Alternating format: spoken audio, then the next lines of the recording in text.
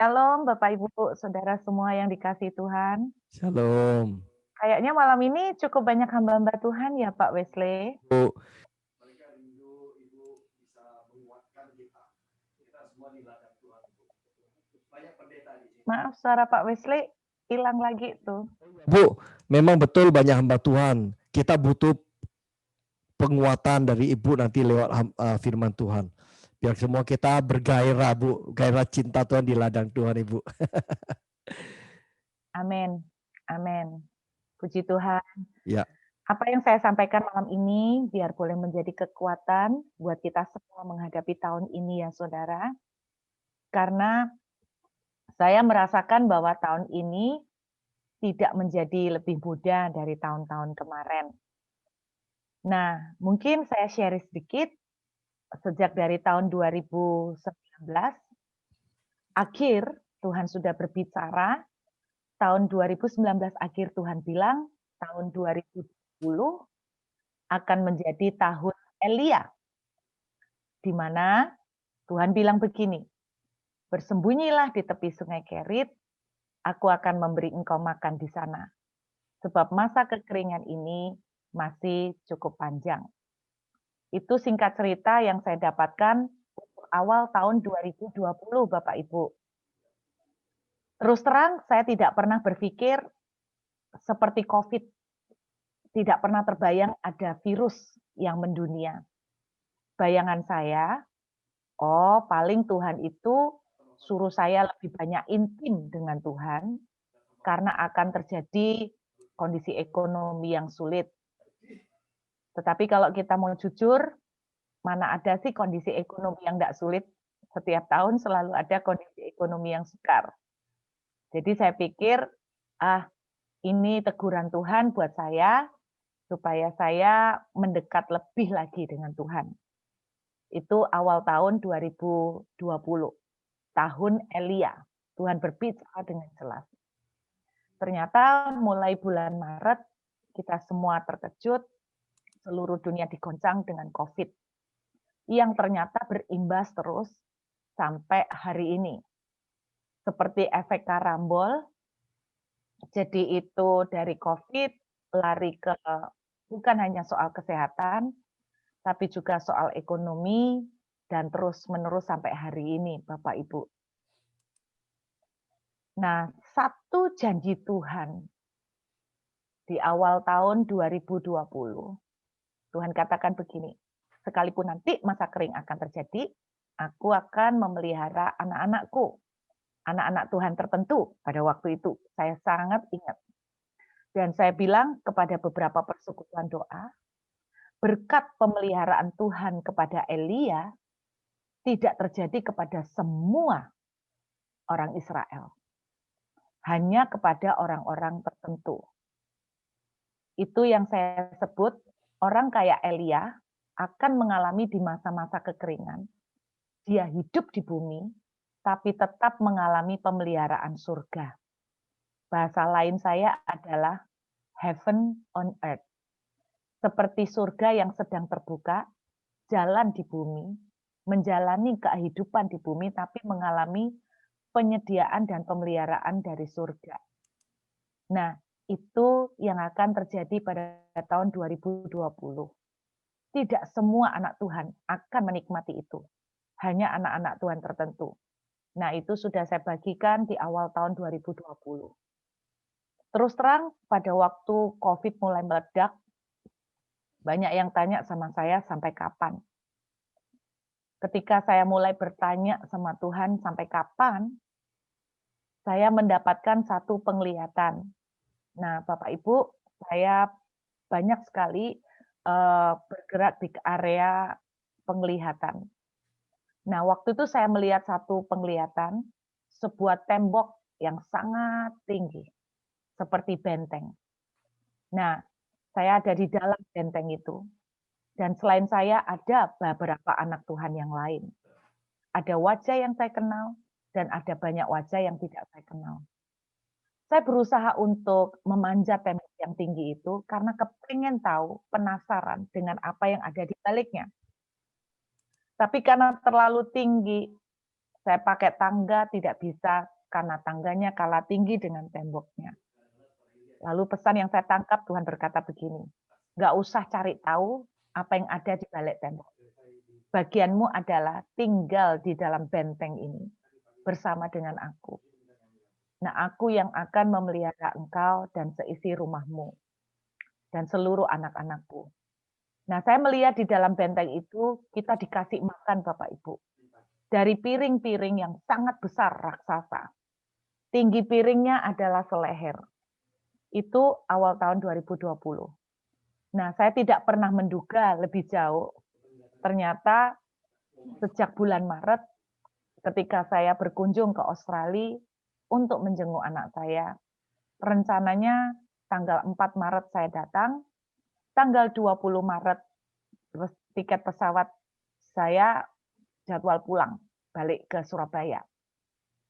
Ternyata pada waktu tanggal 4 Maret saya datang, tanggal 10 Maret, pada waktu saya berdoa, Tuhan bicara, batalkan tiket kepulangan kamu. Saya tanya, Tuhan kenapa kok dibatalkan? Batalkan saja, nurut nak. Tuhan bagaimana dengan jadwal pelayanan yang sudah banyak? Batalkan saja. Terus sampai kapan saya pindahkan tanggalnya?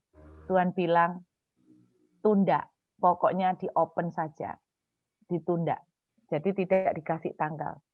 Akhirnya saya telepon airline-nya, tanggal 10 Maret saya batalkan, lalu saya di-refund, dikembalikan duit, terus kemudian saya kasih tahu beberapa persekutuan doa, ada sekitar 27 persekutuan doa yang saya cancel, karena saya tidak tahu kapan saya balik, karena Tuhan tidak bilang bahwa tiketnya diganti tanggal sekian. Nah, di situ ceritanya Bapak Ibu, tanggal 10 saya telepon airline, saya cabut tiket saya, tanggal 20 Indonesia lockdown, tanggal 20 juga Australia lockdown. Sampai hari ini. Jadi Australia tidak mengizinkan border internasional dibuka. Sehingga saya kalau mau balik Indonesia, saya bisa, tetapi saya tidak akan bisa balik lagi ke Australia, sementara anak-anak menempuh sekolah di sini. Jadi akhirnya saya terkunci di sini, sudah berjalan dari bulan Maret tanggal 4 sampai hari ini. Jadi sekitar 10 bulan Bapak Ibu. Nah, saya betul-betul tercengang karena ternyata Tuhan bilang, sembunyilah di tepi sungai Kerit. Saya betul-betul merasa seperti Elia yang dikunci sama Tuhan selama 10 bulan ini. Nah, ada banyak orang tanya sampai kapan. Tuhan bilang enggak usah cari tahu. Tapi namanya orang tetap kepo ya Bapak Ibu, tetap penasaran. Saya terus cari tahu, belajar lagi kisahnya Elia. Berapa lama ya Elia mengalami masa kering? Ternyata Elia mengalami masa kering bukan 1 tahun, tetapi lebih Bapak Ibu, sampai 3 tahun. Saya tidak bilang bahwa keadaan ini akan sampai 3 tahun. Saya berharap tidak ya Bapak Ibu, karena saya berharap saya sudah kangen sama Surabaya, saya sudah kangen banyak saudara-saudara seiman di Surabaya. Jadi, tapi yang saya tangkap, keadaan sulit ini seperti efek karambol yang terus-menerus akan berdampak sampai beberapa waktu ke depan. Saya tidak bilang bahwa COVID semuanya. Mungkin setelah vaksin ketemu, COVID ini mereda, tetapi entah kenapa saya merasakan di dalam hati saya bahwa kesulitan itu akan sambung-sinambung. Akan sambung-sinambung. Jadi kayak tubrukan karambol gitu ya. Jadi itu akan terus-menerus. Bahkan ada seorang pendeta yang mendapatkan pesan Tuhan di tahun 2012. Dia menyampaikan pesan Tuhan untuk tahun 2020. Bahwa masa kesulitan akan mulai terjadi tahun 2020, yaitu dimulai dengan masa lembu kurus katanya gitu. Ini seorang pendeta dari India. Lalu masa lembu kurus dilanjutkan dengan masa lembu berdarah, lalu lembu sekarat sampai lembu mati, dan dia mengatakan itu akan terjadi mulai tahun 2020. Dia khotbahnya tahun 2012. Jadi saya serem juga merinding dengar, dan dia bilang ini akan berlanjut terus sampai 20 tahun ke depan. Dari zaman lembu kurus sampai lembu mati akan masa sukar terjadi 20 tahun ke depan. Saya tidak tahu mana yang benar Bapak Ibu, tapi harapan saya begini, kalau pesan Tuhan itu positif, aminkan saja. Namun kalau ada pesan Tuhan yang kita tidak suka, saya tetap menyarankan jangan 100% ditolak. Mari kita dengarkan dan kita jadikan sebuah payung penjagaan, peringatan. Kita memperingatkan diri kita sendiri untuk bersiap-siap yang terbaik, untuk menghadapi kemungkinan terburuk. Nah, nasib saya di Australia selama 10 bulan ini ya memang saya boleh dibilang gelinding wae, kata orang. Kata Om Yusak, gelinding wae. Saya mengalir aja dengan Tuhan selama 10 bulan ini sebagai orang asing, sebagai turis yang tidak boleh bekerja, tapi pengeluaran jalan terus di dalam dolar. Pengeluaran segalanya, makan, sehari-hari, semuanya dalam dolar. Banyak orang berkata, enak ya burut di Australia. Itu kalau orang lihat sisi luar negerinya. Tapi yang mereka tidak rasakan bagaimana perjalanan kami harus melewati selama 10 bulan dan harus menghadapi berbagai banyak pergumulan.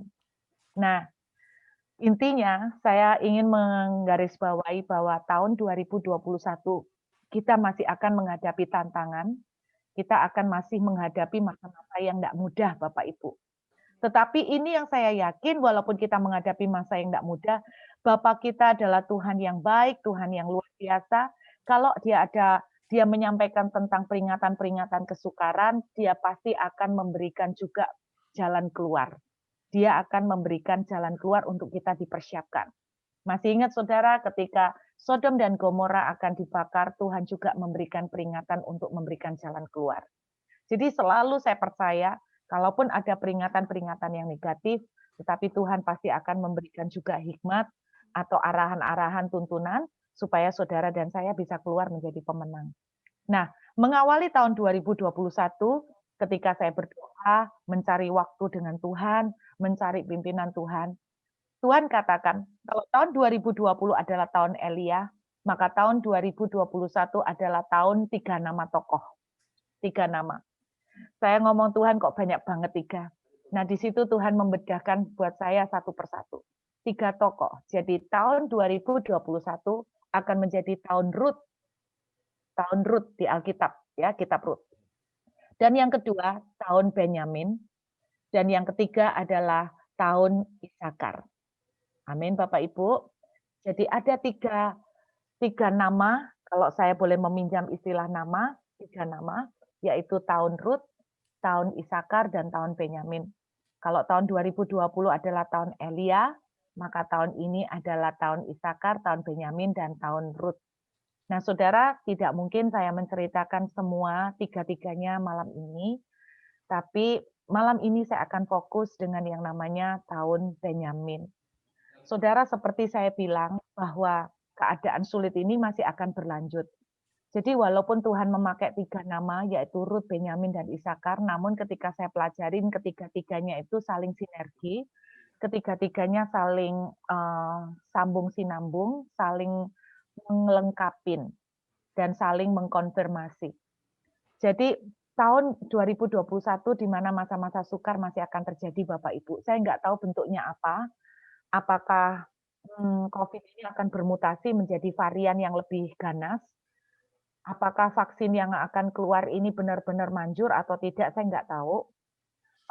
Tapi itu yang saya tangkap bahwa masa sulit ini akan berlanjut. Yang jelas dengan kondisi krisis ekonomi itu akan mendampakin banyak anak-anak Tuhan juga. Di mana kita akan dibawa pada tahun 2021 ini Bapak Ibu, kita akan dibawa pada sebuah keadaan di mana saudara tidak bisa lagi mengandalkan pekerjaan rutin saudara. Saya kasih contoh. Berapa banyak orang-orang yang tadinya merasa tenang, merasa aman, karena pekerjaan mereka berjalan dengan lancar, set bagus, income tinggi, tiba-tiba setelah COVID meledak, dalam sekejap mata, berapa banyak perusahaan yang bangkrut, berapa banyak usaha yang gulung tikar. Jadi masih di tahun 2021 ini kita akan ditaruh dan dibawa Tuhan pada keadaan-keadaan di mana Saudara dan saya tidak bisa lagi mengandalkan pekerjaan saudara yang rutin selama ini yang Mbok kerjakan. Engkau dan saya tidak bisa lagi mengandalkan toko kita, pabrik kita, usaha kita, bahkan kerja ikut orang pun kita tidak bisa lagi andalkan. Dan engkau juga tidak bisa mengandalkan lagi tabungan. Tuhan izinkan saya mengalami peristiwa di mana semua tabungan saya di-lock, dikunci. Tuhan mengizinkan saya seperti itu. Karena Tuhan katakan tahun 2021 ini juga akan menjadi tahun di mana banyak keadaan akan diizinkan anak-anak Tuhan tidak bisa lagi mengandalkan tabungan. Kalau Bapak Ibu bilang, Bu, saya tidak punya tabungan. Wah, berarti lebih bagus. Bapak Ibu sudah belajar mengandalkan Tuhan dari lama, ya kan? Nah, berapa banyak orang-orang yang menghubungin saya lewat WhatsApp, lewat DM, mereka bilang, Bu, tabungan saya sudah habis, tabungan saya sudah hampir habis, tinggal 2 bulan lagi saya bisa bertahan, saya tidak tahu apa lagi yang harus saya lakukan. Jadi tahun 2021 ini akan menjadi keadaan seperti itu. Saudara tidak bisa mengandalkan tabungan, saudara tidak bisa mengandalkan pekerjaan, saudara tidak bisa mengandalkan orang lain, saudara tidak bisa mengandalkan saudara-saudaramu, saudara tidak bisa mengandalkan bahkan keluargamu yang kaya, saudara tidak bisa mengandalkan deposito saudara. Bahkan saudara tidak bisa mengandalkan kepintaran saudara, pengalaman saudara. Apa yang saudara pikir, wah kerja kayak gini pasti berhasil, ternyata ide saudara meleset. Berapa banyak di awal tahun 2020, beberapa teman kesaksian bahwa mereka hampir saja usaha travel, usaha apa itu hotel budget. Karena mereka pikir bahwa usaha perhotelan lagi booming-boomingnya, lagi meledak-meledaknya. Dan mereka berkata, untung Bu, Tuhan mencegah. Kalau enggak coba apa yang terjadi hari ini. Coba kita bisa lihat apa yang akan terjadi. Saya bisa hancur, bisa gulung tikar. Jadi kita enggak bisa lagi mengandalkan pemahaman kita, pengalaman, ide-ide kreatif kita bisa sangat enggak berfungsi. Makanya kenapa Tuhan bilang tahun 2021, Tuhan akan mencurahkan juga satu pengurapan yang namanya pengurapan Isakar. Yaitu sebuah pengurapan, kalau saudara membaca tentang Isakar, mereka adalah bani-bani suku yang mempunyai kemampuan untuk mendengar suara Tuhan, mendengar pimpinan Tuhan. Akan terjadi tahun 2021 di mana saudara akan mengalami seperti Ishak. Secara kasat mata, tanah saudara itu kering, tidak bisa diapa-apakan. Tetapi ketika Ishak mendengar pimpinan Tuhan, suruh nabur, maka di tanah kering itu menghasilkan panenan 100 kali lipat. Mungkin orang lain juga berusaha meniru Ishak, tapi mereka tidak mendapatkan hasil. Nah, inilah sebabnya saya bilang tahun 2021 akan terjadi tahun Isakar juga, di mana saudara perlu banget untuk belajar menangkap pimpinan Tuhan, supaya saudara bisa ngerti strategi-strategi apa yang harus saudara dan saya andalkan. Selama di sini Bapak Ibu, saya ini cuma nurut sama Tuhan. Tuhan bilang A, saya A. Tuhan bilang B, saya mencoba B. Mungkin Bapak Ibu bilang, iya Bu Ruth bisa dengar suara Tuhan, saya tidak bisa.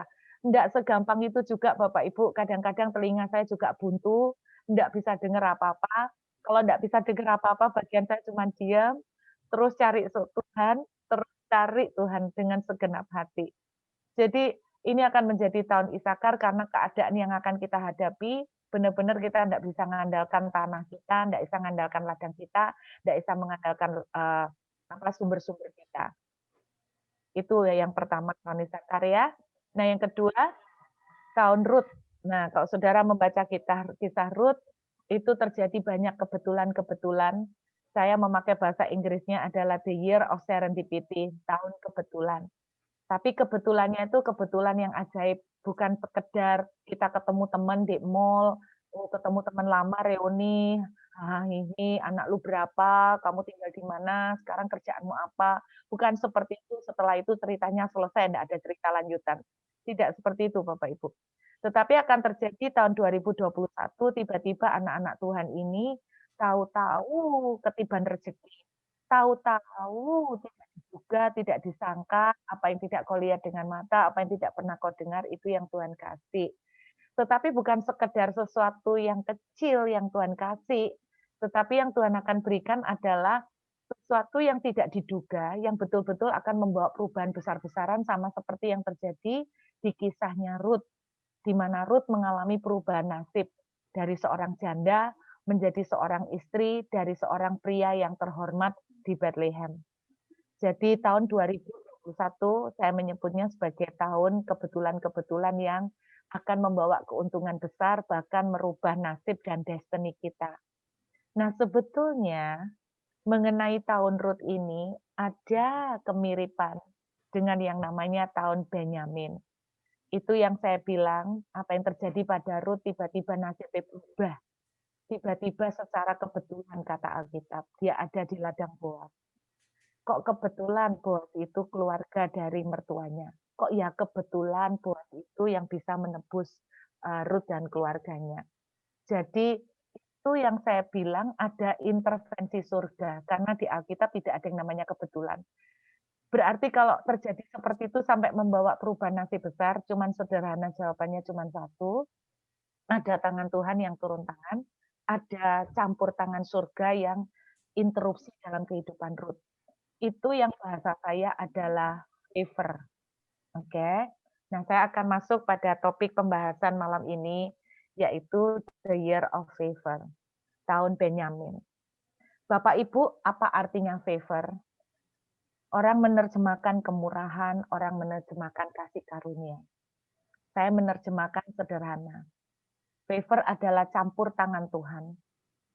Keterlibatan Tuhan secara istimewa, secara khusus atas seseorang. Secara khusus atas seseorang. Yang membuat orang itu mengalami sesuatu yang tidak bisa dia capai dengan kekuatannya sendiri. Mungkin bahasa simpelnya gini. Favor itu adalah perlakuan istimewa yang Tuhan lakukan kepada seseorang yang tidak bisa dilakukan oleh orang itu dengan kekuatannya sendiri. Favor akan membuat orang itu mendapatkan jabatan-jabatan yang tidak mungkin dia dapatkan dengan pendidikannya sendiri, dengan pengalamannya sendiri, dengan kepintarannya sendiri. Favor itu akan membuat orang mengalami pintu-pintu itu terbuka buat dia, yang tidak mungkin dia buka dengan kekuatannya sendiri. Nah, mungkin ilustrasi secara mudah adalah misalnya seorang nenek punya cucu banyak. Kata favor, mungkin Bapak Ibu kalau ngerti favorit ya. Favorit itu berarti paling disayang.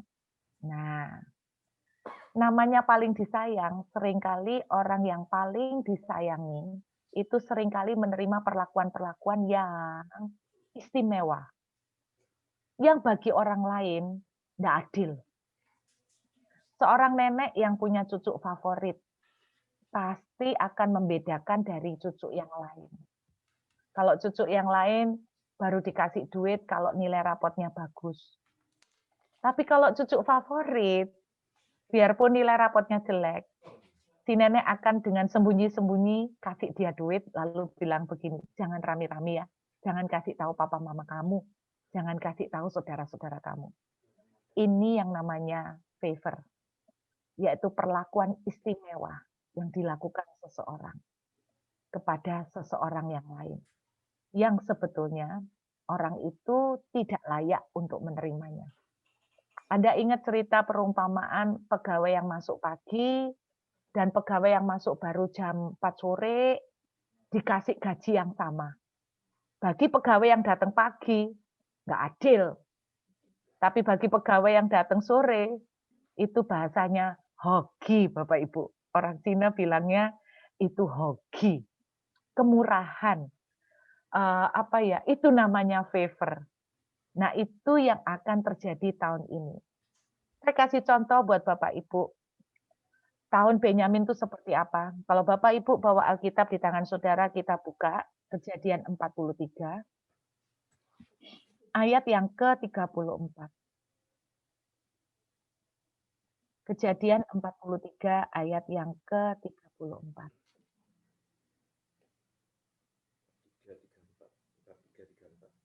Ya, sudah dapat Bapak Ibu? Kejadian 43, ayat yang ke-34 ini konteksnya adalah Yusuf itu sedang menjamu keluarganya setelah dia membuka jati dirinya di hadapan keluarganya.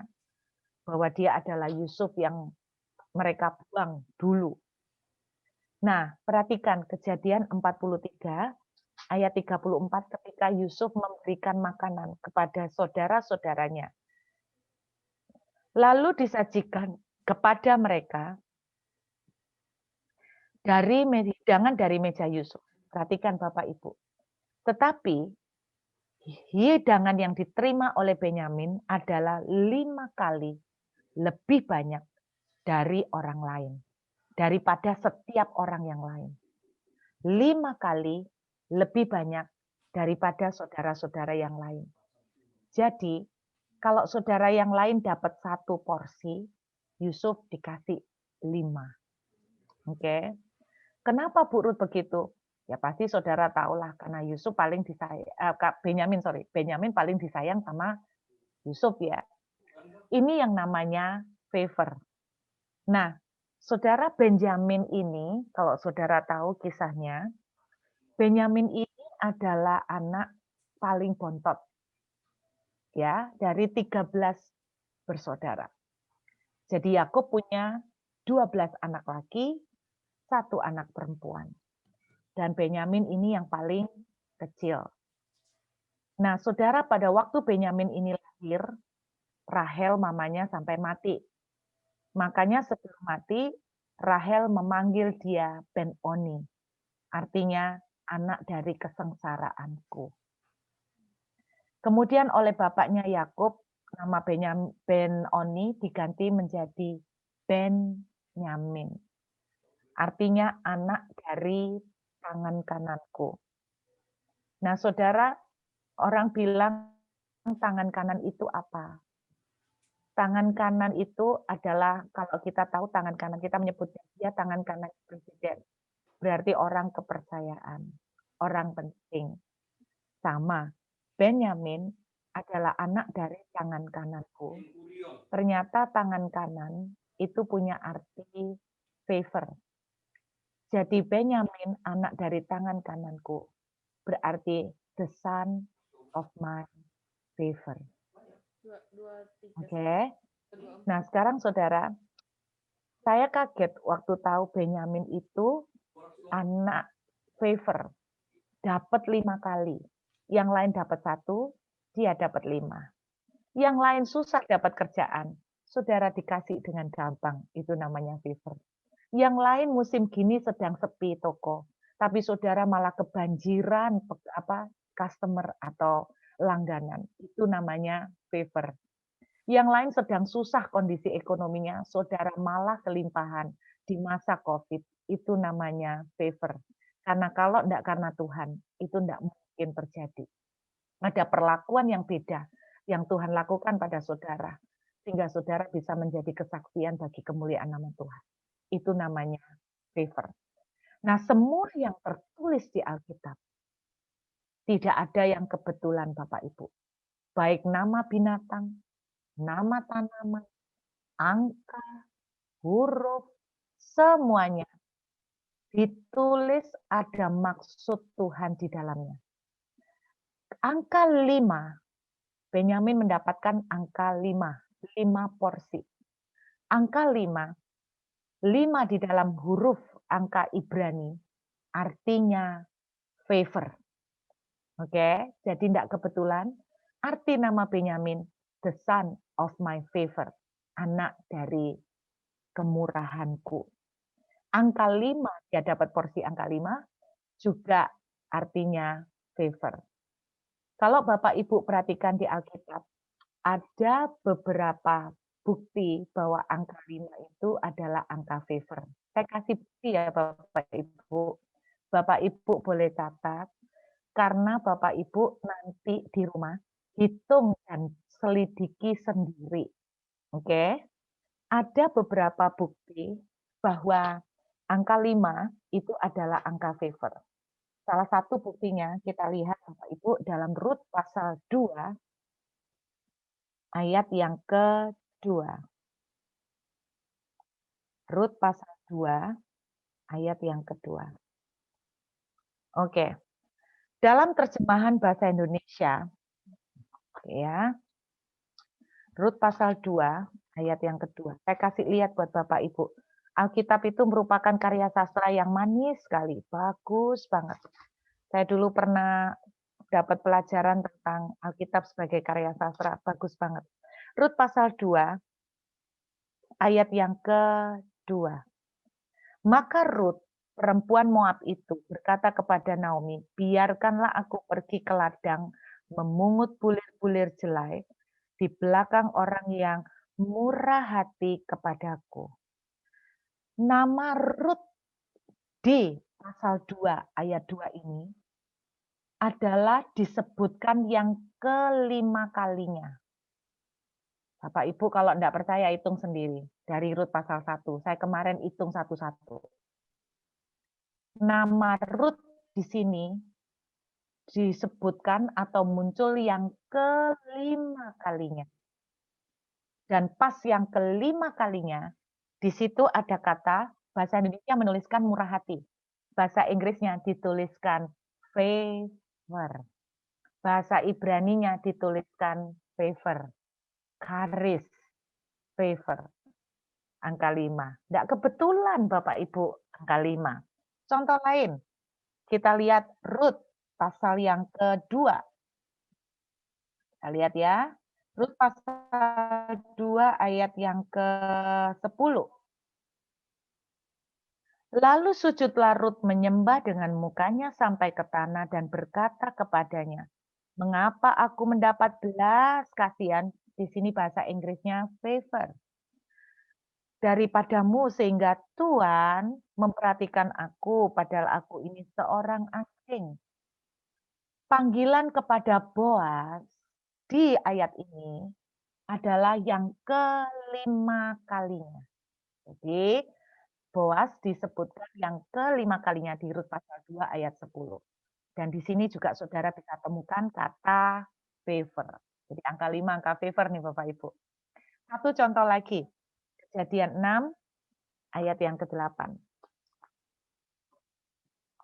Kejadian pasal 6 ayat yang ke-8. Tetapi Nuh mendapatkan kasih karunia di mata Tuhan. Saudara bisa hitung, kata Nuh di sini disebutkan yang kelima kalinya.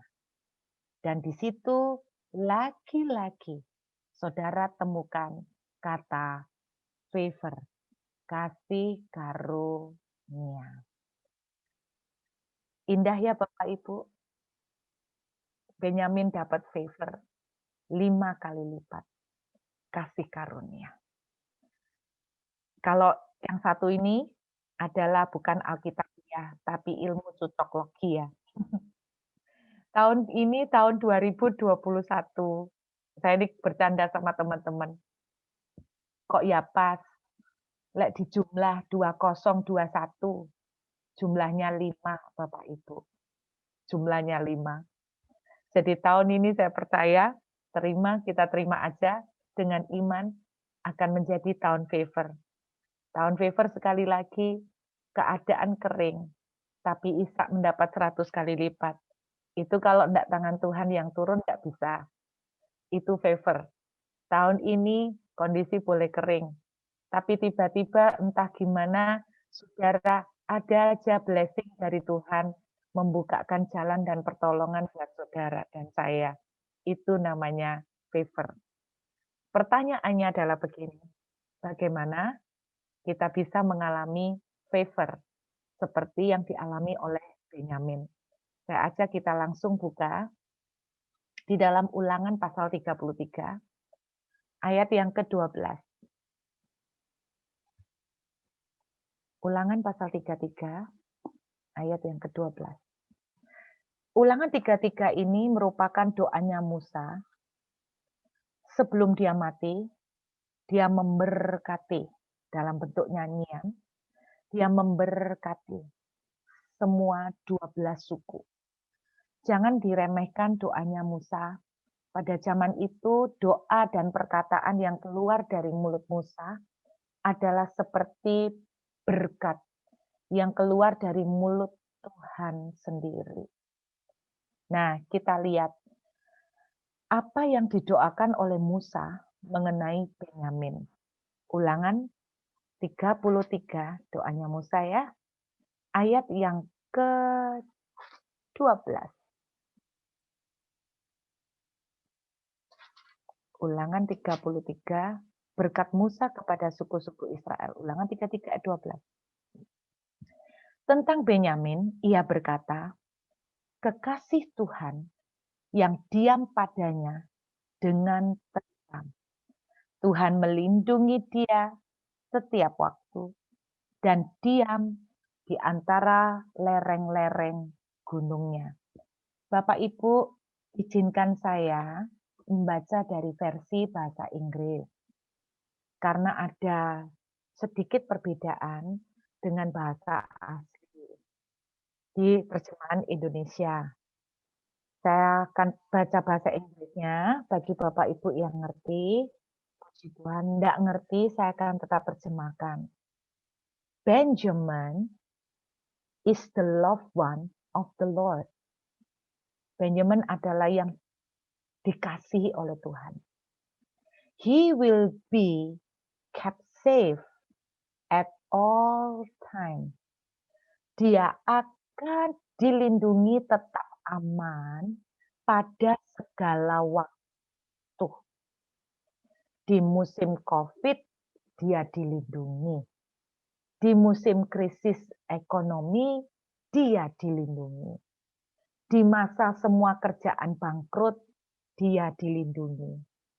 Memang kok orang yang kalau dapat favor itu, istilahnya gini loh, biarpun tanahnya kering, dia tetap mengalami kelimpahan seperti Ishak. Terus kemudian lanjutannya, he will be covered by the Most High. Dia akan diprotek, dibungkus oleh yang maha tinggi. Nah, bahasa Indonesia menerjemahkan di antara lereng-lereng gunungnya, diam di antara lereng gunungnya. Bahasa Inggrisnya dan bahasa aslinya gini, resting between his two arms. Ternyata Benyamin ini punya satu hobi. Tidak banyak diceritakan kisah Benyamin. Karena Benyamin ini kalau Bapak Ibu lihat, lebih banyak diem.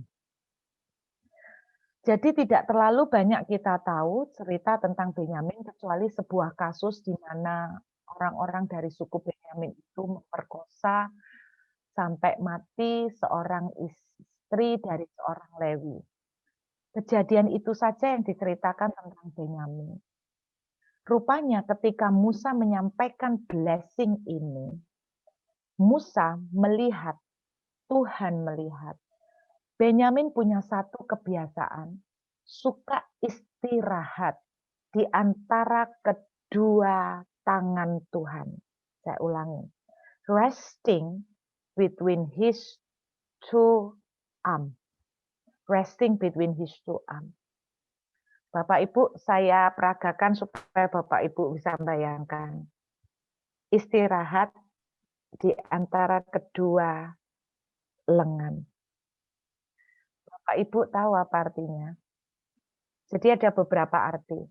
Pertama, Bapak Ibu ingat nggak siapa tokoh di Alkitab yang suka istirahat di antara kedua lengan Tuhan?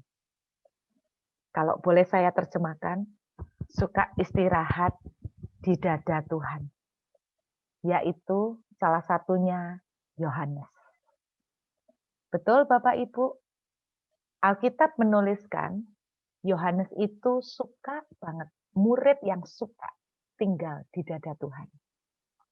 Sampai hari ini kalau Bapak Ibu kita tahu, kenapa sih ceritanya Yohanes itu sampai ke Pulau Patmos? Yang menulis kitab Wahyu itu kan Yohanes. Ya tahu Bapak Ibu, yang menulis kitab Wahyu itu Yohanes. Nah, Yohanes ini suka tinggal di dada Tuhan. Oke, bener loh Bapak Ibu. Orang yang suka tinggal di dada Tuhan, dia akan selalu dijagai dan dilindungi oleh Tuhan pada segala waktu. Nah, kalau kita tahu, Yohanes ini suka tinggal di dada Tuhan. Kenapa dia ditaruh di Pulau Patmos? Karena Yohanes itu tidak bisa dibunuh. Loh, maksudnya gimana tidak bisa dibunuh? Lah dibunuh tidak mati-mati ya Bapak Ibu. Itu beberapa raja, beberapa kaisar berusaha membunuh dia, termasuk Kaisar Nero. Itu membunuh dia. Ditombak, nggak mati. Dibakar, nggak kebakar, nggak hangus.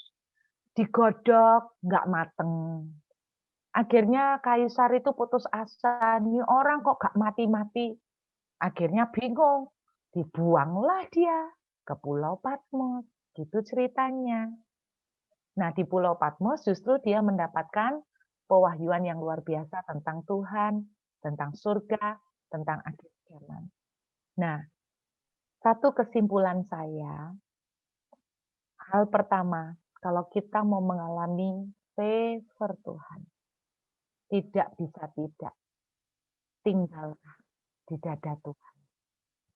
Bapak Ibu, tidak ada waktu yang lebih baik lagi kecuali hari-hari ini, di mana saudara dan saya perlu semakin terbakar, perlu semakin berapi-api, dibakar dengan cinta akan Tuhan. Dibakar dengan rasa lapar dan haus akan Tuhan.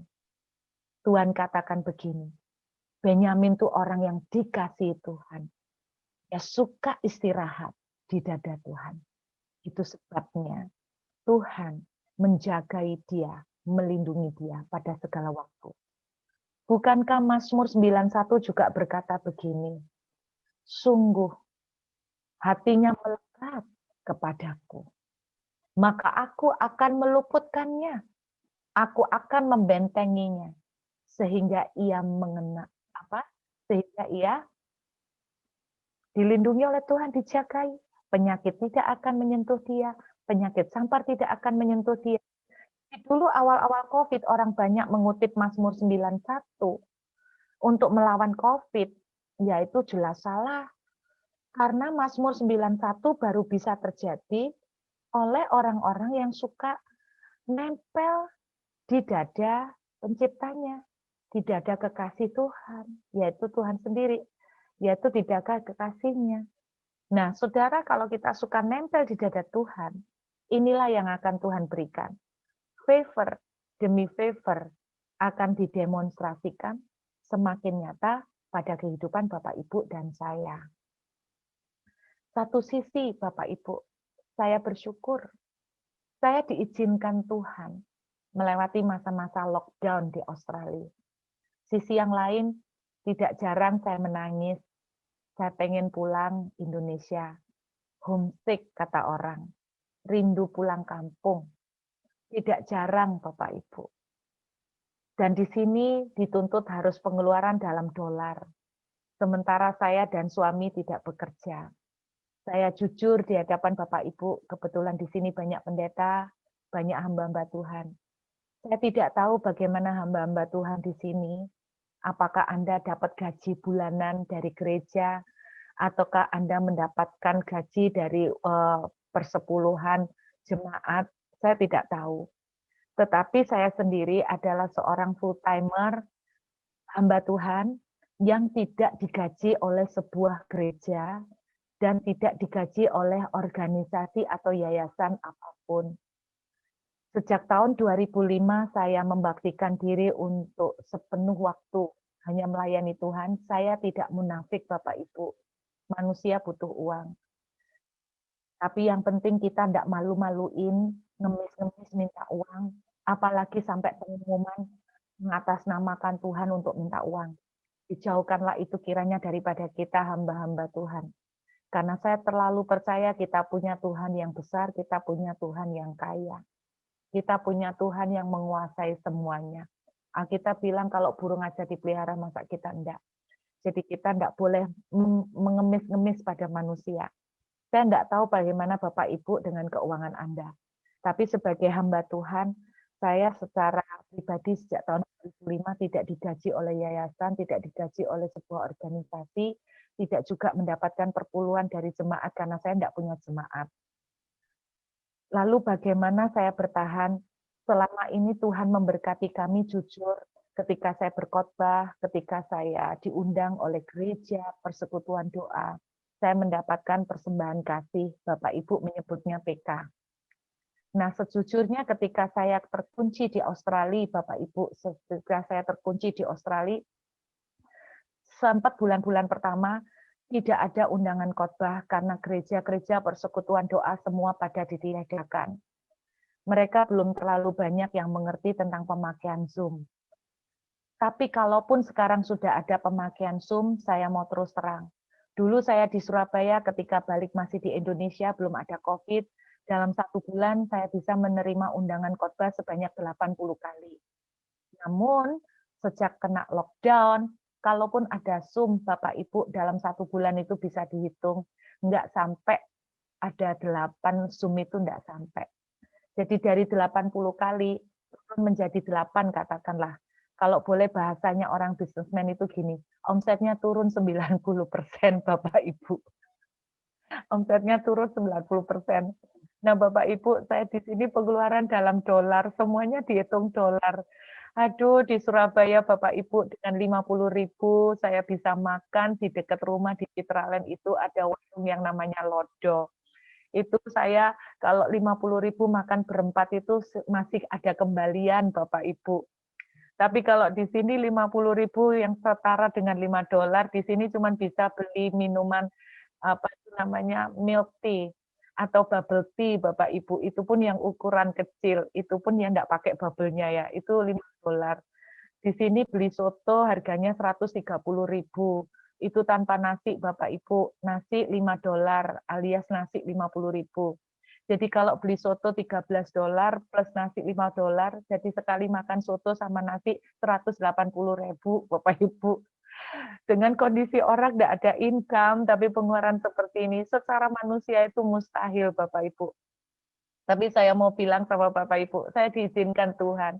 Tidak bisa bersandar pada pelayanan. Sorry mungkin saya jujur belak-belakan, tidak bisa bersandar pada amplop Bapak Ibu, tidak bisa bersandar pada persembahan kasih, tidak bisa bersandar pada belas kasihan orang, tidak bisa bersandar juga pada tabungan karena sempat beberapa bulan tabungan saya tuh keblokir karena tabungan itu untuk mengambil uang tabungan di Australia saya hanya bisa pakai akses mobile banking dan mobile banking itu dikonekkan dengan handphone yang mana suami saya lupa membeli pulsa sehingga handphonenya mati, nilainya nomornya hangus. Jadi selama beberapa bulan tidak ada tabungan sama sekali, tidak ada pekerjaan.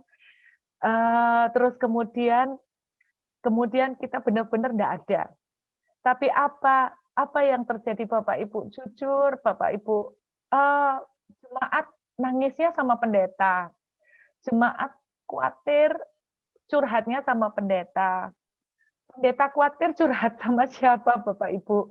Kalau curhat sama jemaat bilang gini, pendeta aja kayak gitu tertekan, sumpek.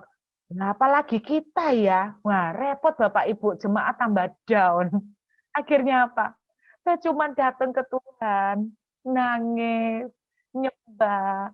Seringkali kalau sumpek nggak bisa doa Bapak Ibu, saya tuh cuma nyetel YouTube. Saya pasang lagu penyembahan, YouTube-nya yang nyanyi. Saya cuma angkat tangan, menikmati setiap kalimat. Kalau kalimatnya bilang, pegang tanganku, saya bilang pegang tanganku Tuhan. Itu loh Bapak Ibu, keintiman yang saya lakukan. Saya cuma ngalem sama Tuhan, kayak anak kecil ngeringkuk di pelukan mamanya karena takut. Ngeringkuk di pelukan mamanya karena dia cuma bisa bersandar sama orang tuanya. Itu yang harus kita lakukan, bahwa ketika kita intim dengan Tuhan, itu bukan supaya kita diberkati. Kita itu intim menaruh kepala di dada Tuhan, bukan supaya kita diberkati lebih banyak, bukan supaya mujizat terjadi. Tapi kita itu naruh kepala di dada Tuhan karena kita tuh sadar, kita tuh nggak bisa jalan tanpa Dia. Benar-benar Dia satu-satunya yang kita perlukan, Bapak Ibu. Itu yang harus kita lakukan. Jadi sebuah tingkat keintiman yang lahir dari sebuah kesadaran karena Tuhan, aku butuh Engkau. Dan Engkaulah satu-satunya yang aku punya. Ada sebuah lagu yang dalam bahasa Inggris, "You are my portion." Engkaulah porsiku Tuhan. Bukan nasi porsiku, bukan tabungan yang menjadi porsiku, tetapi Engkaulah porsiku. Kalau Engkau yang menjadi porsiku, Engkau cukup bagiku. Nah, nanti yang lain itu menyusul, jangan dibalik Bapak Ibu. Nah, itu yang saya alamin Bapak Ibu. Ketika bersandar dengan Tuhan, aduh Bapak Ibu, selama 10 bulan ini terlalu banyak keajaiban yang terjadi. Tiba-tiba jam 6 sore saya tuh ngomong, aku ini butuh duit. Besok harus bayar begini. Aku enggak ada duit, Pak. Udah, saya enggak ngomong itu berjam-jam, selebihnya saya cuma nyembah, saya istilahnya ngalem, manja sama Tuhan, pegangan erat-erat sama Tuhan. Jam 10 malam lah lucu Bapak Ibu, tiba-tiba pintu rumah diketok orang, jemaat yang tidak terlalu saya kenal. Dia bilang katanya dia mau tidur, disuruh Tuhan bawa amplop ke rumah saya. Dia bilang, "Maaf Bu, saya ini sungkan, saya ini enggak terlalu kenal Ibu, Ibu ya enggak terlalu kenal saya kok. Kurang sopan bertamu malam-malam. Saya tuh udah ngomong, Tuhan besok ae ini enggak sopan loh bertamu. Tuhan bilang jangan besok, sekarang juga. Nah, coba Bapak Ibu bayangke lek DM besok aku tambah telat itu kok Bapak Ibu. Jadi kami mengalami seperti itu puluhan kali banyak Bapak Ibu. Nah, seharusnya masa-masa Covid seperti ini, masa-masa sukar seperti ini adalah masa terbaik untuk kita membangun kebiasaan seperti Benyamin.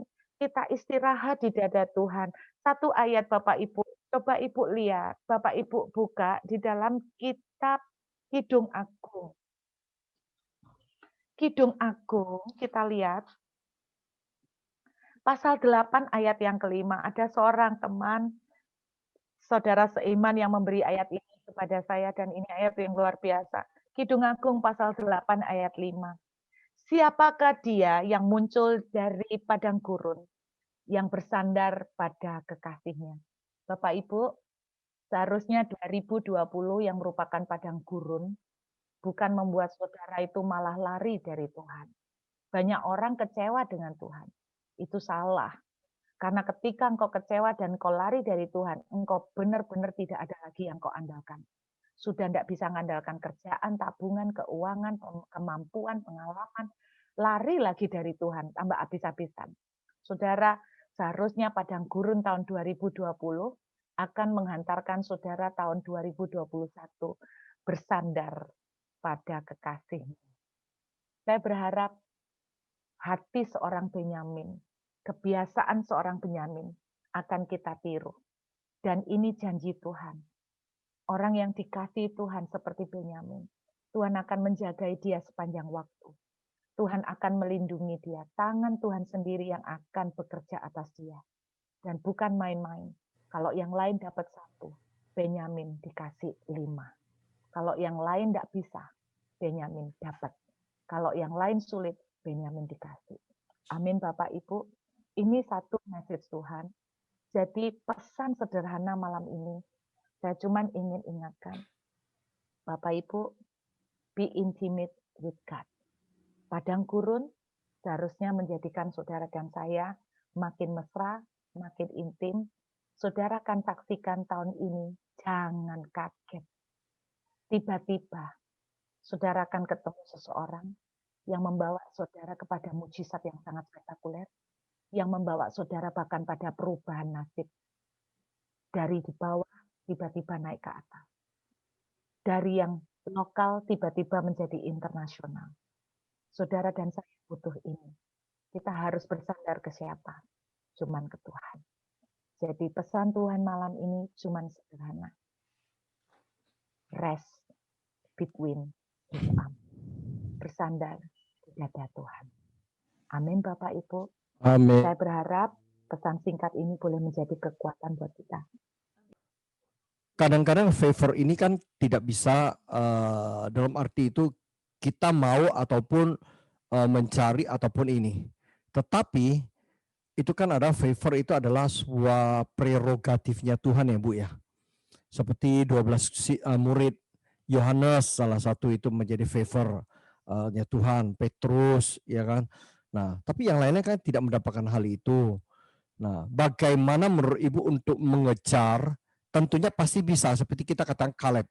Kaleb itu adalah dari bangsa keturunan Moab, harusnya dimusnahkan.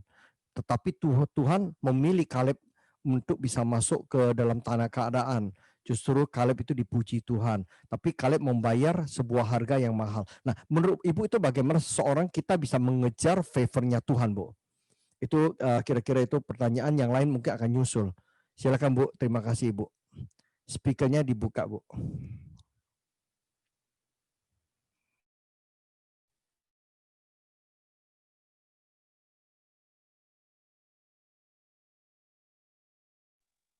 Oke, kayaknya nih harus minta izin dari host dulu untuk buka. Iya. Silakan. Iya, betul Pak Wesley, favor itu hak prerogatif Tuhan. Tapi kalau kita baca dari kitab Amsal, pasal yang ketiga, ayat yang keempat.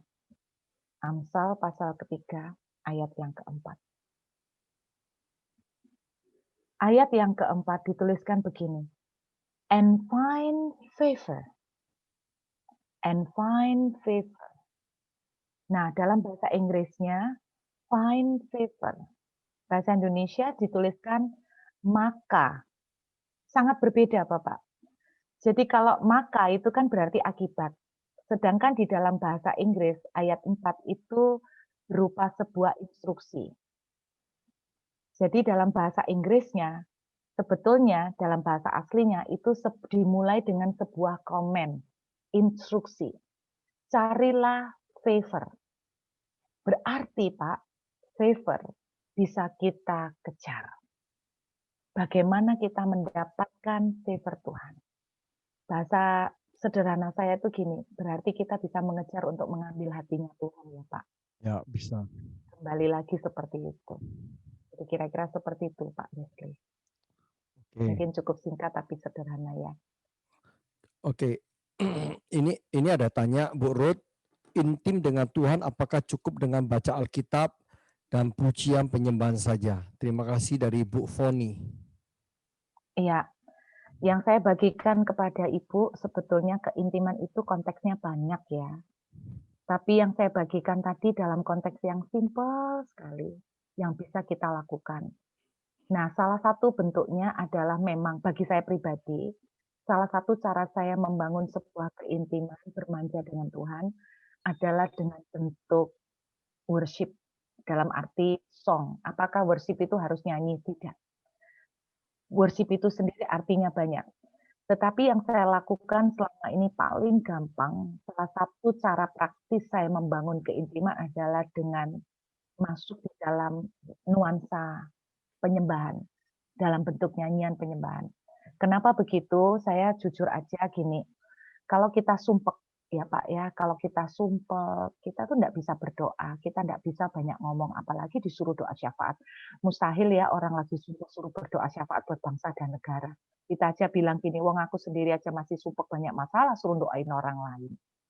Tetapi yang saya sering lakukan adalah ketika kita sumpek, kita enggak bisa berdoa, salah satu cara paling mudah adalah ketika kita melalui musik atau melalui nyanyian. Makanya Alkitab itu berkali-kali Tuhan bilang, masuklah gerbangnya dengan pujian. Masuklah gerbang ketemu Tuhan itu dengan pujian. Karena apa? Tidak bisa disangkal bahwa sebuah nyanyian itu benar-benar dipakai Tuhan juga untuk membawa kita, untuk help membantu kita, untuk kita itu bisa dijembatani untuk menghampiri Tuhan. Seperti itu. Itu kalau cara saya Pak Wesley, cara saya adalah dengan membangun atmosfer penyembahan, membangun suasana penyembahan yang yang memudahkan saya untuk menghampiri Tuhan. Itu sebuah apa ya, sebuah tips simple aja. Nah, apakah cuman itu? Oh ya enggak. Komunikasi dengan Tuhan, saya mengajari anak-anak rohani saya untuk berdoa seperti ini. Yuk kita jadikan setiap jam dengan Tuhan. Saya pakai bahasa Inggrisnya itu every hour with God. Nah dulu saya mengajari mereka seperti ini, sampai mereka pakai alarm Pak Wesley setiap jam. Jadi setiap jam mereka pakai alarm, lalu mereka mulai ngobrol dengan Tuhan. Nah, ngobrol apa, Bu? Apa aja. Kenapa kita harus seperti kaku dengan Tuhan, harus Bapakku yang terhormat, Bapakku yang pencipta langit dan bumi. Apa sih arti doa? Arti doa itu kan ngobrol, Pak. Arti doa itu kan ngomong-ngomong. Nah, masa kita ngomong-ngomong kaku banget, Engkau pencipta langit dan bumi ya Tuhan, apalagi pakai geter-geter, ya Tuhan, Engkau pencipta langit dan bumi. Masa orang ngobrol sama anak, sama papanya kayak gitu? Enggak, kan simpel aja. Cuman bedanya kan gini, karena kita tuh tidak melihat Tuhan, kan gitu kan. Kita tidak melihat Tuhan secara fisik. Nah, saya mengajarin anak-anak rohani saya, yuk kita kembangkan sebuah kebiasaan yang namanya every hour with God, setiap jam itu dengan Tuhan.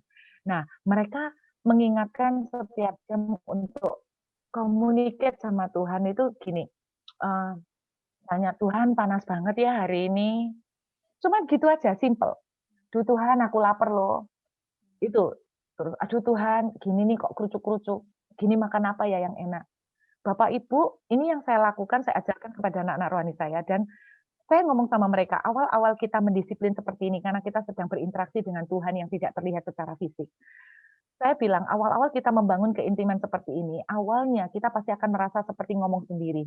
Tuhan tidak berbicara, nggak ada suara Tuhan, nggak ada kontak apa-apa, awal-awalnya.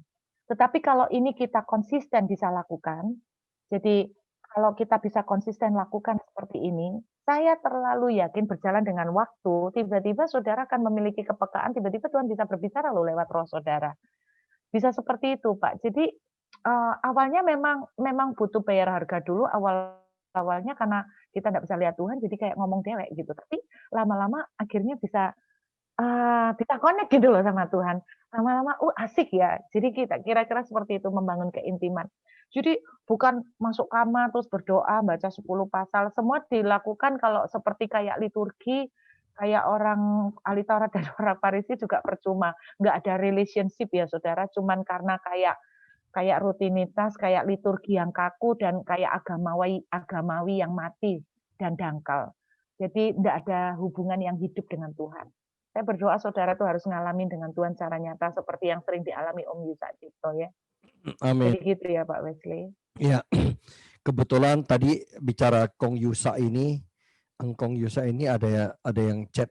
Engkong Yusa selalu berdoa, paksakan rencanamu dalam diri saya. Apakah doa ini adalah untuk mendapatkan favor Tuhan atau sikap hati kita membalas favornya? Oke. Kalau menurut saya, nah sebetulnya ini urusannya sama Benyamin belum selesai nih Pak Wesley. Urusannya sama Benyamin itu belum selesai sebetulnya. Nah, silakan. Banyak banget ketika saya membedah 12 suku itu, Pak. Jadi banyak banget. Benyamin ini dahsyat banget, Pak. Ya. Nah, arti istirahat di antara kedua tangan, Pak, di antara kedua lengan, itu persis seperti yang digambarkan dalam Mazmur 91 ayat 1, Pak. Persis. Jadi orang yang duduk dalam dalam lindungan yang mati, yang bermalam dalam naungan yang Maha Kuasa. Jadi itu bukan nginep, Pak. Maksudnya itu dia betul-betul persis kejadiannya Ruth sama Boaz, di mana Ruth itu mendatangin kakinya Boaz, selimutnya dibuka, terus Ruth menaruh kepalanya di kaki Boaz. Itu persis seperti itu, Pak Wesley. Nah, kalau teman-teman Bahtera itu menyebutnya hineni. Jadi arti kedua dari resting between his two arms, istirahat di antara kedua tangan itu, Pak, menaruh hidup di antara kedua tangan, atau bahasa lainnya itu gini, Tuhan mengembangkan sayap, kita tinggal di dalam kepak sayapnya. Itu artinya hineni, Pak. Ya. Itu bahasa sederhananya saya pinjam pakai kata-kata yang dipakai oleh teman-teman Bahtera itu hineni. Hineni itu apa? Kita tuh menyerahkan hidup kita total seperti budak. Istilahnya gini, Tuhan, silakan apapun yang Engkau mau silakan. Apapun yang Kau mau silakan. Aku disakiti orang, ya wis tak terima, nerimolah. Jadi namanya budak itu enggak punya hak apa-apa, disakiti ya enggak ngamuk gitu loh, karena dia kan merasa bahwa aku enggak punya hak untuk dihormati, aku enggak punya hak untuk dihargain gitu loh, karena dia sudah serahkan semua ke Tuhan. Aku ini loh punyamu, aku tuh milikmu. Nah, itu sebetulnya satu sikap hineni. Arti kedua dari resting between his two arm itu adalah sebuah sikap hati, Pak Wesley. Ya. Sebuah sikap hati yang berkata, Tuhan, aku tuh kan bisa ndak sadar. Aku tuh bisa ndak sadar, aku ini salah jalan kalau aku tuh bisa menyimpang dari jalannya Tuhan. Jadi karena aku tuh bisa nyimpang dari jalannya Tuhan, Tuhan paksakan kehendak-Mu ke aku. Udah paksain kau mau apa, lakukan itu atas hidupku. Itu satu sikap hineni, Pak Wesley. Di Ya. mana tidak lagi ada hak yang kupertahankan, pokoknya maumu mauku, impianmu impianku Tuhan. Di mana kamu ada aku ikut. Lek Tuhan mau aku ngalah ya aku ngalah. Kalau Tuhan aku mau relakan uang yang hilang ya aku relakan. Itu adalah satu sikap hineni. Nah, apakah doa seperti ini untuk menarik favor? Oh, tidak. Kita melakukan doa seperti ini sederhana cuman karena kita mencintai Tuhan. Karena kita mencintai Tuhan. Tetapi sebagai akibat doa yang mencintai Tuhan seperti ini, doa yang memberikan hidup all out seperti ini kepada Tuhan, saya sangat percaya favor adalah bonusnya, Pak Wesley. Nggak usah jauh-jauh ngomong soal Tuhan deh. Kalau Pak Wesley contohnya, kita punya anak, Pak. Anak kita tuh all out nih sama papanya. Bapak sendiri akan tersentuh nggak? Ya. Tersentuh kan? Dan kalau Bapak tersentuh, Bapak akan all out juga nggak sama dia? Betul. Nah, dia lakukan itu bukan supaya Bapak all out sama dia. Dia lakukan itu dengan dasar cinta. Karena orang kalau lakukan itu untuk mendapatkan warisan, untuk diberkati, untuk dapatkan favor, pasti Pak Wesley akan bisa merasakan anak yang tulus cinta sama Pak Wesley sepenuh hati dan yang tidak kan. Jadi doa yang dilakukan Ko Yusa itu lebih berbicara tentang sikap hati yang benar-benar dia menyerahkan hidup total ke Tuhan, surrender to God, because kita cinta sama Tuhan. Itu kira-kira Pak Wesley jawaban saya ya. Bu, tadi Ibu sampaikan masalah Ruth ya Bu ya. Iya. Sesungguhnya tahun ini saya menangkap sedikit menambah membantu nambah sedikit aja. Jadi Ibu katakan itu adalah kebetulan Ibu ya, itu kita juga tahu bahwa Tuhan itu adalah Tuhan kebetulan ya. Ruth itu juga menggambarkan sebuah, saya lihat Ruth itu kan berpasrah, she trust, and she said, ya dia bilang your God is my God, dia sampai Naomi ya kan. Jadi dia percaya Tuhannya Naomi, jadi trust and surrender and follow. Saya kira tahun ini kita perlu ya Bu ya. Jadi betul pegang Tuhan, ya berserah aja, ikut digelinding waktu. Pokoknya mau kemana, Ruth itu ikut mertuanya mau kemana, dia sendiri tidak tahu. Pokoknya ikut aja. Nah kita tahun awal juga sepanjang tahun ini kita trust, percayalah perlindungan, penyertaan, pertolongan Tuhan dan kita surrender, berserah. Betul Pak, surrender total Pak. Ya loh. Nah kita gelinding. Oke Bu, sambung lagi. Ada pertanyaan begini Bu. Ada dua pribadi yang menerima kasih karunia Allah yang saling melengkapi dalam pewahyuan ilahi. Dalam PL adalah Musa. Saya kira ini bukan pertanyaan. Oke, saya lanjutkan lagi. Bu Ruth, saya mau tanya, jika datang ke makamnya Papa, apa yang saya harus doakan ya Bu? Terima kasih. Jadi seseorang ke makam untuk membersihkan. Nah, pada biasanya kan orang sembahyang sana. Nah, apa yang harus saya lakukan gitu? Kalau kita ke makam cuma untuk membersihkan Pak Wesley. Iya, ini dia tanya apa yang perlu didoain, enggak perlu ya Bu ya? Enggak ada. Papa kita juga sudah sama Tuhan. Kita Alkitab sudah jelas ngomong, kita enggak ada jembatan untuk kontak sama Papa. Jadi ya ke makam cuma untuk bersihin aja Pak. Bersihin rumput-rumput liar gitu aja. Baik. Simple sih Pak. Ya, mungkin ada Sofi, silakan Sofi Setiawan mau tanya langsung, bisa di unmute speakernya Sofi. Ibu Sofi silakan Bu. Langsung Bu Sofi. Pak co-host bisa bantu? Ya silakan Bu Sofi. Halo Bu Sofi. Iya, masih. Oke, shalom Pak. Ya, silakan langsung. Shalom Bu. Ya, Ya, kan. terima kasih untuk kesempatannya. Shalom Ibu Rod. Halo Bu Saya Sofi. mohon tanya sedikit. Tadi Ibu mengatakan mengenai favor. Nah, itu tadi dikatakan bahwa favor itu adalah kasih karunia Tuhan. Nah, apa beda dengan perkenanan Tuhan? Kasih karunia Tuhan dengan perkenanan daripada Tuhan. Favor Ya. tadi. Betul. Itu kita bahasa Indonesia menerjemahkannya perkenanan. Kita juga menerjemahkan kasih karunia. Terjemahan yang lain adalah kemurahan. Kalau menurut saya itu sama Ibu. Tuhan tidak akan mungkin menaruh perlakuan istimewa kalau Tuhan tidak berkenan kepada seseorang. Jadi artinya sebetulnya sama. Perkenanan itu kan dipakai dalam konteks seperti yang terjadi pada Esther ya, di mana raja mengulurkan tongkat berkenan kepada Esther. Minta apa Esther sampai seluruh kerajaan aku berikan padamu. Jadi menurut saya sama Ibu, cuman beda kata aja terjemahan. Itu Saya ya Bu Sofi. ya. Kasih karunia dengan perkenanan itu sama ya Bu? Saya boleh tambah dikit ya Bu Ruth. Boleh Pak Wesley silakan. Kasih karunia itu akan berlaku bersifatnya lebih luas, umum. Kasih karunia. Kalau perkenanan, favor itu adalah sesuatu dari kasih karunia yang dikhususkan. Jadi kan dijelasin sama Bu Ruth, dikhususkan, diistimewakan. Kasih karunia Tuhan itu kepada setiap orang itu merupakan a grace, pemberian. Ya, cuma-cuma grace, ya kan? Nah, jadi bilang abundant grace, kasih karunia yang berlimpah-limpah, anugerah yang berlimpah, itu oke. Tapi di tengah-tengah itu ada yang istimewa. Di dalam hati, seperti Daud katakan, Tuhan katakan, a man after my own heart. Seseorang dari sekian banyak Tuhan itu jalan bersama para tokoh Alkitab. Para orang-orang suci, orang kudus, orang pembesar.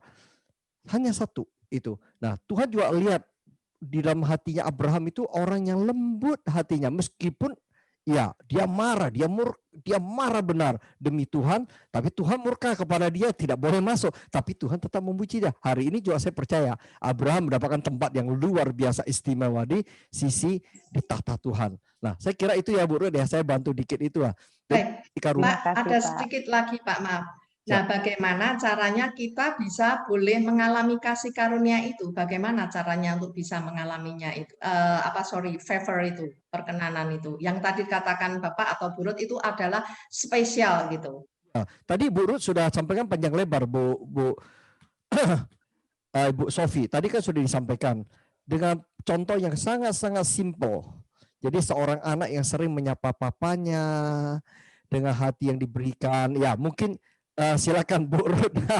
Bu Ruth bisa jelasin lagi.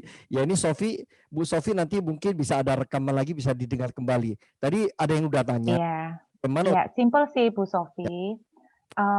Kita bisa mendapatkan favor itu, ya tadi saya ilustrasikan kayak Pak Wesley kalau punya anak. Kalau di antara anak Pak Wesley ada yang begitu cinta sama Pak Wesley, nurut, ya sayang lah, tulus, beda banget dengan yang lain.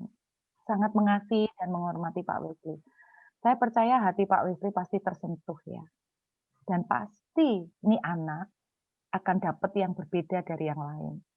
Sama Ibu, seperti seorang oma, saya tanya gini, oma, kenapa si A ini kok jadi cucu favoritnya oma? Gitu loh. Rata-rata oma itu jawabnya gini, ya dia pinter yang ngambil hati. Gitu kan. Jadi menurut saya favor itu ya bahasa sederhananya kita mesti pinter ngambil hatinya Tuhan. Tapi hatinya Tuhan tidak dicuri dengan uang, tidak dicuri karena sogokan ya Ibu. Baik, tapi terima dengan kasih. cinta Bu, kita. ada sedikit pertanyaan lagi yang dikatakan firman Tuhan, aku memberikan kemurahan kepada siapa? Aku mau memberikan. Aku memberikan kasihku kepada siapa? Aku mau memberikan kasih itu. Betul. Itu hak prerogatif Tuhan. Itu yang dikatakan sama Pak Wesley. Jadi terserah dia mau kasih ke siapa. Makanya favor itu tidak adil bagi orang lain yang tidak dapat favor. Tadi saya kasih perumpamaan, pegawai yang datang jam 8 pagi dengan pegawai yang datang baru satu jam sebelum selesai, bayarannya sama. Bagi pegawai yang datang pagi, mereka protes, Bu. Mereka protes. Wah, enggak adil. Tuhan, dia baru datang kerja 1 jam kok dikasih bayaran sama kita yang dari jam 8 pagi. Wah, Tuhan jawabnya sederhana. Loh, kan aku udah nepati janjiku ke kamu. Aku ngasih janji, kan kamu tak bayar sehari sekian. Ya kan aku udah nepati janji. Nah, kalau yang ini tak kasih ya terserah aku dong. Ya itulah Ibu. Ya, bahasanya oma itu gini ya, kalau oma itu kasih anak yang cucu yang favorit itu perlakuan istimewa, cucu lain protes. Oma itu kalau mau jawab gini, ya terserah aku toh, wong duit-duitku sendiri, aku mau kasih siapa ya terserah aku. Sama Ibu, itu hak prerogatif Tuhan. Kira-kira seperti itu Jadi ya Bu Sofi. kita kan tidak bisa iri atau mengatakan bahwa kalau orang lain Tuhan berikan favor Orang atau lain kok dikasih perkenanan, kok aku favor ya. tidak.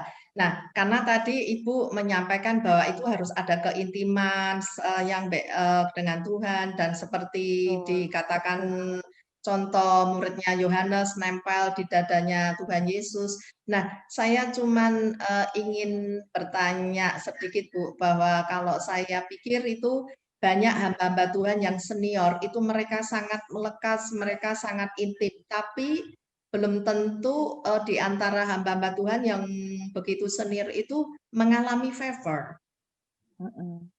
Karena mereka kan sudah senior, otomatis mereka sudah tiap harinya mungkin sudah firman Tuhan itu pasti sudah lengket sih dengan kehidupan mereka, menjadi lifestyle mereka. Tapi belum tentu hamba Tuhan itu semuanya mengalami favor itu. Betul Ibu, saya setuju. Nah, kalau untuk menjawab pertanyaan Ibu gini. Satu, Ibu bilang kan hamba-hamba Tuhan senior mereka sudah intim dengan Tuhan. Ibu, saya jujur ya, saya ini hamba Tuhan yang khotbahnya banyak. Jadi kalau orang-orang Surabaya pada tahu semua Ruth ya. Kalau di Australia enggak, Bu. Tapi apakah Ibu berani menjamin bahwa saya intim dengan Tuhan? Hanya karena saya sering cerita tentang keintiman, itu tidak menjamin loh bahwa saya intim dengan Tuhan. Malah, Bu, pengalaman saya nih, saya terlalu banyak khotbah, Bu. Terlalu banyak kegiatan pelayanan, malah waktu keintiman saya dengan Tuhan sangat kurang. Jadi saya tuh bilang gini, Bu, kita tidak bisa menilai orang dari luar.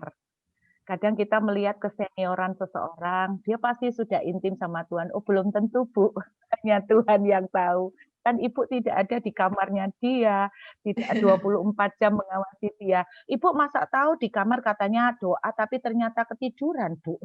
Ibu kan enggak tahu. Siapa tahu supaya kelihatan bagus, aku doa gitu kan. Jadi kita enggak akan pernah tahu itu pertama, Bu ya. Jadi kenapa dia enggak ngalamin favor, padahal dia intim. Lah, jawabannya mungkin dia enggak intim. Cuma kita aja yang salah lihat ya, Bu ya. Dan kedua, favor itu jangan diartikan selalu soal misalnya duit, kayak duit misalnya ya Bu ya. Kadang ada bentuk favor-favor yang lain yang kita enggak tahu dan kita kan tidak mengerti kehidupan orang itu 100%. Contoh. Maria itu mendapatkan favor Tuhan ya, Bu. Waktu malaikat ketemu Maria, "Hai kamu yang mendapatkan favor," ternyata favornya Tuhan apa? Umur 15 tahun dikasih hamil di luar nikah. Itu enggak gampang, Bu. Aduh, jadi jangan diartikan favor itu selalu berkat yang melulu, enak-enak. Tapi favor yang Tuhan kasih kepada Maria adalah sebuah kepercayaan menjadi ibu juru selamat. Amin. Tapi buat saya, kalau saya jadi Maria umur 15 tahun suruh hamil, terus Maria itu berasal dari kota Nazaret. Kota Nazaret itu terkenal sebagai kota yang punya reputasi buruk.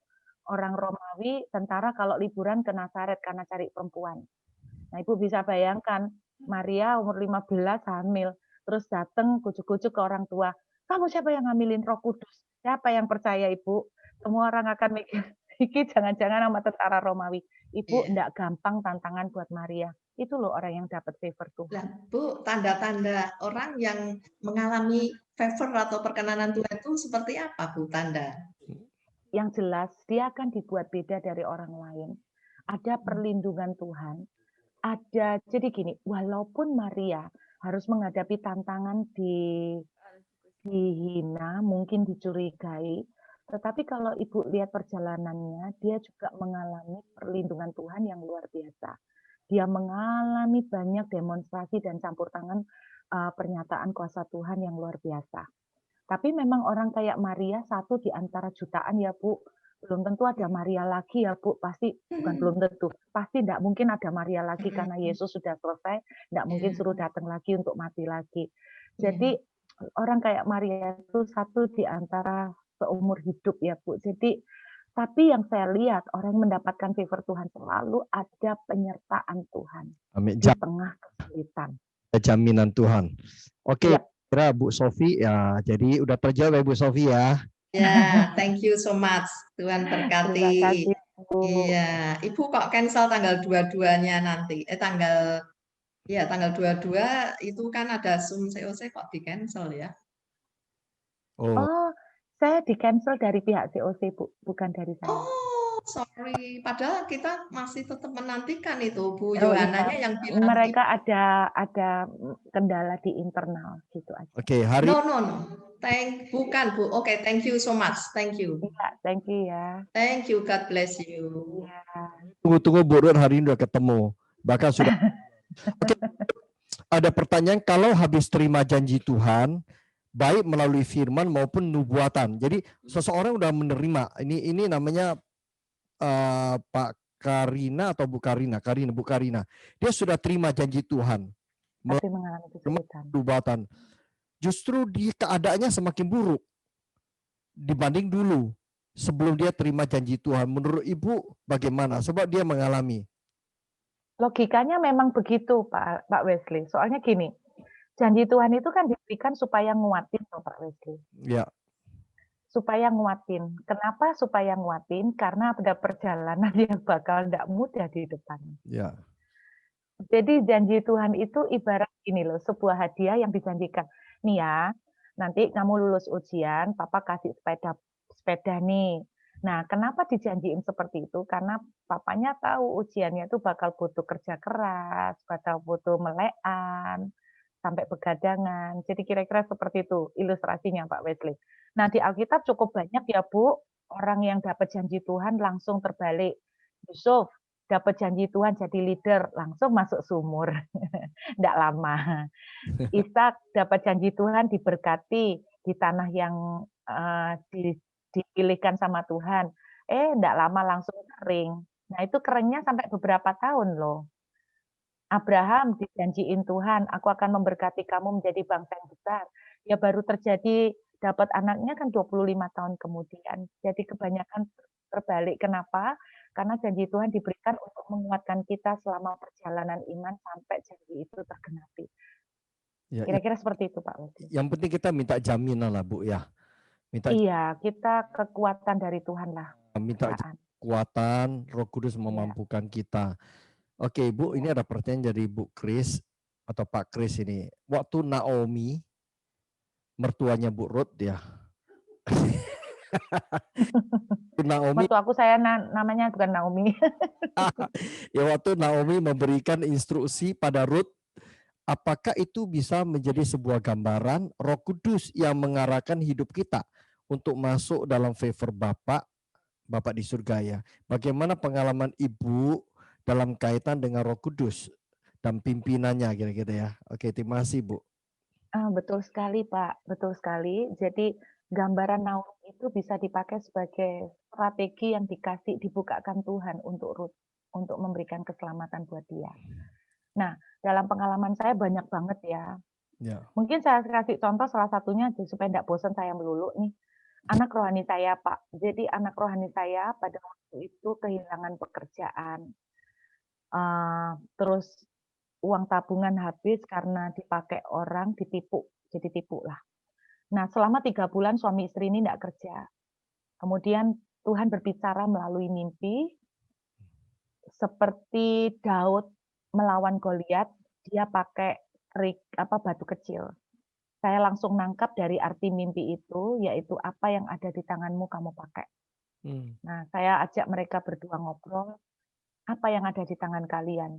Mereka bingung, apa ya, Jen? Saya tanya satu-satu, kamu suka melakukan apa? Barangkali kalau suka masak, kita akan mulai dengan masak.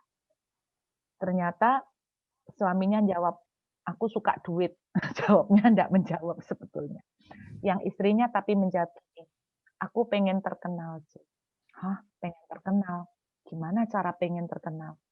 Tapi saya juga tahu istrinya punya satu kelebihan, Pak. Dia sangat bisa mengerti tentang ilmu parenting. Jadi ilmu tentang pola asuh anak. Akhirnya dari situ muncullah ide Pak Wesley untuk membuat sebuah account parenting di medsos, yaitu di Instagram. Singkat cerita seperti itu. Nah, pada waktu melakukan itu, termasuk keluarga mereka meremehkan. Karena bagaimanapun, orang untuk bisa sukses di Instagram itu hoki-hokian katanya. Pas kebetulan dapat ya dapat, pas enggak ya bertahun-tahun ya enggak berkembang. Nah, ya saya cuma dapat mimpi mengenai Daud melawan Goliat, ya udah kita melakukan itu, nanti kalau ingat ada hobi yang lain ya kita lakukan itu. Ya kita nyoba. Singkat cerita, dalam setahun, Instagram itu luar biasa booming, diberkati Tuhan. Nah, sekarang mereka menjadi terkenal Pak Wesley di dunia parenting. Dan secara keuangan mereka sangat diberkati melimpah-limpah, luar biasa. Sudah jalan sekitar 3 tahun. Kira-kira seperti itu. Jadi saya percaya Roh Kudus memberikan pimpinan melalui mimpi. Melalui tiba-tiba sling, bling gitu ya. Jadi Roh Kudus memberikan tuntunan melalui apapun lah. Tiba-tiba muncul ide kayak bola lampu nyala gitu ya. Seperti itu aja Pak Wesley. Oke, Bu Ruth sekarang di Australia jam berapa, Bu? Selisih 1 jam, Pak. Jam berapa? Selisih 1 jam. Oh, 1 jam. Saya kira 3 jam, Bu, atau 4 jam. Oh, enggak. Perth kan sama dengan Bali. Oh, ya. 1 jam. Masih pagi ya, Bu ya? Saya kira masih tutup ya, Bu. Ibu kangen rujak cingur, Bu? Ada di sini rujak cingur, Pak. Tapi gak enak lah. Masa lebih enak sana. Sini ada satu warung di sini yang persis bagus, enak banget, Pak. Waduh, makanya Ibu kok kerasan, Pak, Bu. Enggak lah, Pak. Masih kangen Indo. Iya, ada Depot Grace, Bu Rudi ya, Bu, Pak ya. Gitu ya. Ayam kampung, Pak. Enggak ada ayam kampung. Ya, di sana nggak ada ayam kampung ya. Oke, Bu, terakhir saya kira ini ya, kita harus tutup. Ya. Bu Linda, kalau dapat janji yang bagus, begitu prosesnya juga ada nggak yang instan gitu loh. Tapi Tuhan so setia, ini orang luar pulau.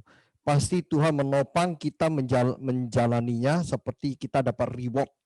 Itu pengalaman aku ya katanya. Betul, setuju Pak. Itu sharing Pak, bukan pertanyaan. Oh iya, jadi langsung instan gitu ya. Tapi ada yang instan, ada yang enggak ya. Ada yang harus bayar harga dulu ya. Ada memang yang instan ya, kalau dapat instan ya bersyukur. Maunya kita instan semua Pak, tapi enggak semuanya instan. Iya Bu, saya berikan janji ke Ibu bebek komar Bu. Habis ini nah, itu aja enggak bisa instan Pak, tunggu border dibuka. Tunggu ya betul, Ibu pulang dulu makan. Iya Pak. Saya kira mungkin teman-teman tadi yang resen ada yang mau tanya terakhir. Kalau belum kita tutup, ada yang resen tadi ada 2 orang. Pertanyaan jangan panjang-panjang, kasihan Bu, udah capek ini. Enggak apa-apa. Silakan.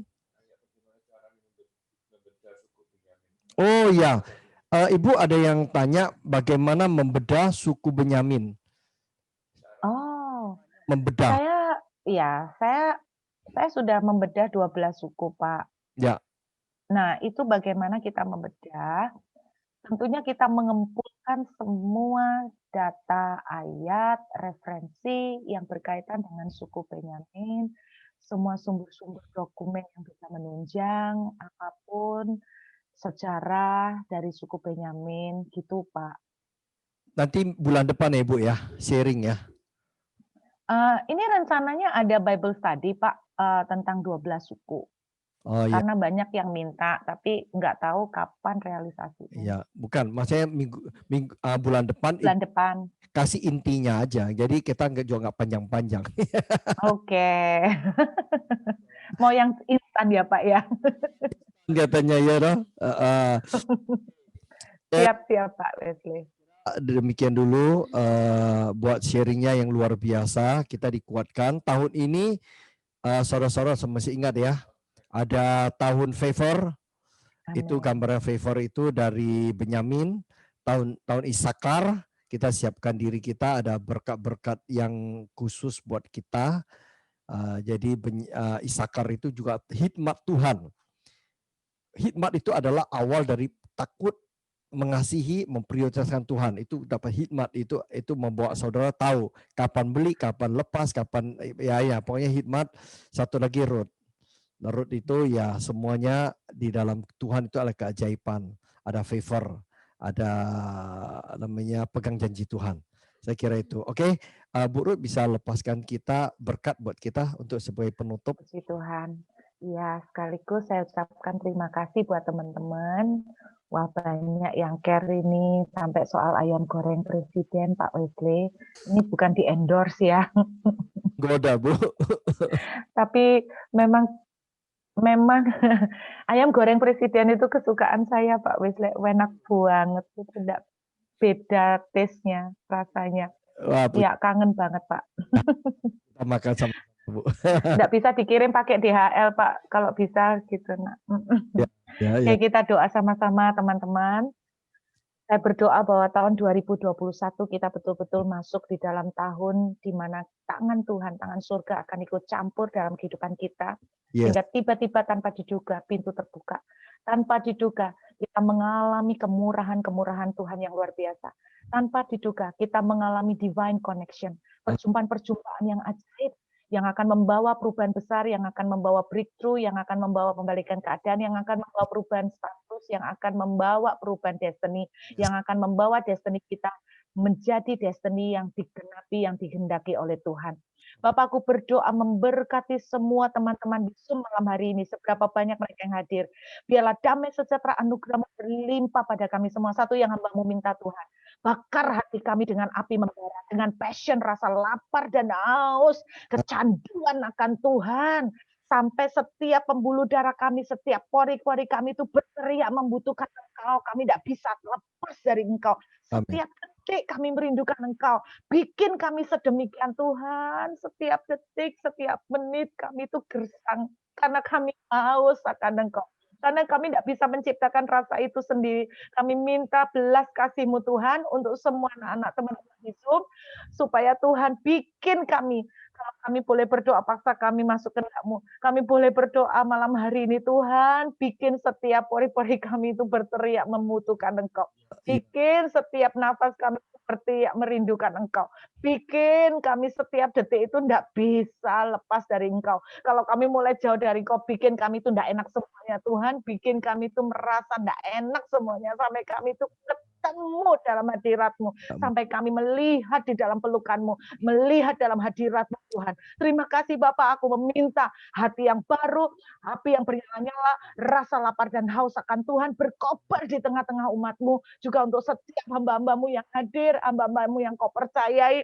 Hamba percaya Tuhan bahwa kami tidak waktunya untuk mengandalkan kekuatan kami maupun segala apa yang kami tahu. Kami memerlukan Engkau Tuhan. Ada banyak hal yang kami tidak bisa jelaskan, tapi kami Tuhan biar menjadi seperti bayi yang ada di dalam pelukan seorang ibu. Kami betul-betul memerlukan Engkau. Kami betul-betul bergantung 100% kepadamu Tuhan.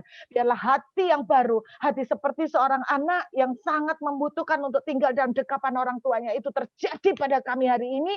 Saat ini juga hati yang baru disuntikan, diimpartasikan ke kami semua di dalam nama Yesus. Hati yang merindukan Tuhan, hati yang selalu kecanduan akan Tuhan, hati yang selalu bergetar akan Tuhan, hati yang selalu hineni dengan Tuhan, hati yang tergila-gila kecanduan akan Tuhan terjadi saat ini di dalam nama Tuhan Yesus. Hamba memintakan blessing-Mu terjadi buat kami semua sekarang juga di dalam nama Bapa, Putra dan Roh Kudus. Haleluya. Yang percaya sama-sama katakan amin.